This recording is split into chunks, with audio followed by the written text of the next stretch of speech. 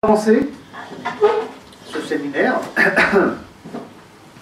on va tout d'abord s'intéresser au mot sira.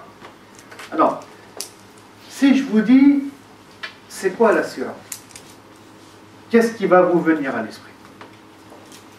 Je vous pose la question. La vie du prophète, la vie de Mohammed, sallallahu alayhi wa sallam, la biographie de Mohammed, sallallahu alayhi wa sallam. Alors, ça, si vous voulez, c'est pas du tout ça en fait le sens. Je réfléchissais à la sagesse que j'allais employer, mais bon, désolé, c'était un piège tendu, et puis vous êtes tombé dedans, c'est normal, c'est normal. C'est ni la vie du prophète, c'est ni la biographie du prophète, ça n'a mais rien à voir. Quand on parle de la biographie ou la vie du prophète, en fait, c'est qu'un aspect de la sira. C'est pour ça que j'évite énormément sur le titre, enfin depuis le début du séminaire, vous avez dû remarquer, j'emploie le mot sira, parce que le mot sira finalement représente la réalité du sujet dont il s'agit. Dire que c'est la biographie ou la vie, c'est qu'un angle, et c'est ce qu'on va expliquer. Alors, donc, vous comprenez d'ailleurs, et c'est la même chose pour toutes les matières en réalité dans les sciences islamiques, que quand on parle d'un sujet, il faut tout d'abord définir le sujet. C'est la première des choses. Quand on parle du fiqh, du droit, il faut comprendre ça veut dire quoi fiqh, d'où ça vient, c'est quoi ce mot. Quand on parle de hadith par exemple, ou ulum al-hadith, les sciences du hadith, il faut comprendre de quoi il s'agit. C'est quoi, ça veut dire quoi? Ilm, ça veut dire science, ulum au pluriel, hadith, ça veut dire quoi? Sinon on ne comprend pas la matière. Et donc moi, c'est vrai que je peux paraître peut-être lourd comme ça, d'insister, ou fou, mais le mot sira, il est fondamentalement important. Si tu as compris la sira, bah, quand tu vas lire le livre déjà, tu as un objectif tracé. Tu sais pourquoi je lis ce livre-là. Alors on peut se dire, mais pourquoi on a automatiquement dit vie, biographie?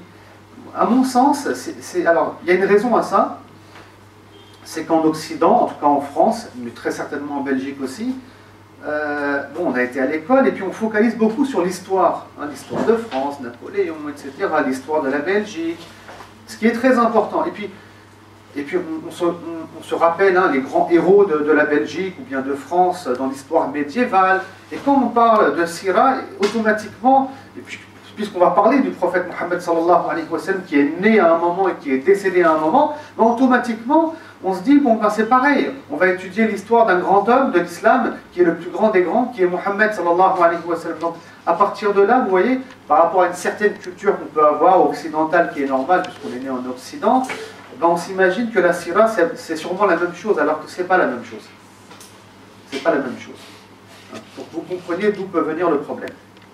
Bref, comme le temps est compté, on ne va pas s'arrêter sur ça. Allez. Que signifie le mot sira? Alors, en langue arabe, il y a trois sens, essentiellement, qu'on retrouve dans le fameux dictionnaire qui s'appelle Lisan al-Arab. On parle, donc, la sira pourrait vouloir dire la sunna. La sunna, ça peut vouloir dire la forme aussi, la forme d'une chose. Et ça veut aussi dire, et c'est ça qui nous intéresse, at-tariqa, c'est-à-dire la manière de faire. La manière de faire.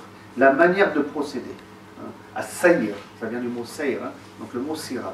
Et donc, vous voyez, entre la manière de faire, la manière de procéder, c'est le sens linguistique, et biographie, déjà, on voit qu'il y a une déconnexion. C'est pas tout à fait la même chose. Bon, ça c'est le sens linguistique. Et quand maintenant on s'oriente vers le sens terminologique du mot sira, qui est d'ailleurs difficile à trouver, même dans les ouvrages, parce qu'on parle directement de la vie du prophète sallallahu alayhi wa sallam, mais pour comprendre le sens du mot, c'est assez complexe. Et donc la sira dans son sens terminologique, alors tout d'abord, qu'est-ce que ça signifie, sens terminologique? C'est-à-dire, dans cette religion qui est l'islam, quand on parle de sira, du coup, qu'est-ce qu'on entend? Bien sûr, il y a une relation avec le sens linguistique arabe. On entend par là l'étude de la manière de faire, le sens arabe, de la manière de procéder du prophète Mohammed sallallahu alayhi wa sallam. C'est ça en fait la sira. On va étudier la manière de faire, la manière de procéder de cet homme qui est Mohammed sallallahu alayhi wa sallam. Ça, c'est une première définition qui me semble correcte.